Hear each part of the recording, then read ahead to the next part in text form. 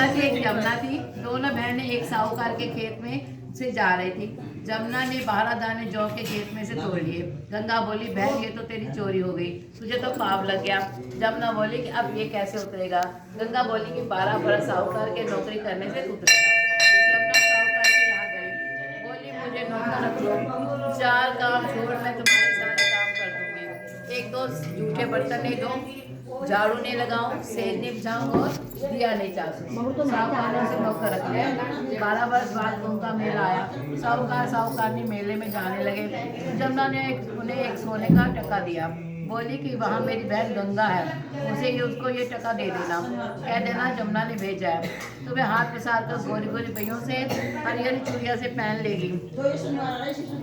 वे लोग वहाँ जाकर सोने का टीका देने लगे तो गंगा ने हरी हरी चूड़ियाँ गोरी गोरी मैया हाथ पसार कर ले ली। बोली मेरी बहन जमुना ने इसे कह देना कि अब तेरे 12 वर्ष पूरे हो गए, अब आ जाएगी। साहूकार घर घर आए।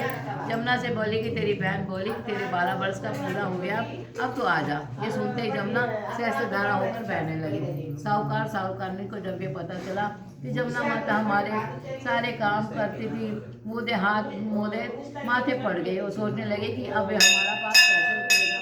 उधर जमुना गंगा के पास गई।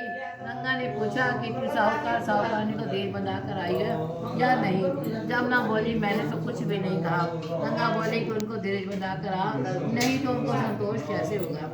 जमुना दोनों के सपने में आई। बोले कि तुम उदास क्यों हो। बोले कि हमने तुम्हारे से ऊंचा नीचा सब काम करवाया, अब हमारा पाप कैसे उतरेगा। जमुना बोली कि तुम्हारे कोई पाप नहीं लगा, मैं तो अपना पाप उतारने आई थी। तुम्हारे खेत में से 12 दाने गेहूं के तोड़ लिए थे, इसलिए मुझे दोष लग गया था।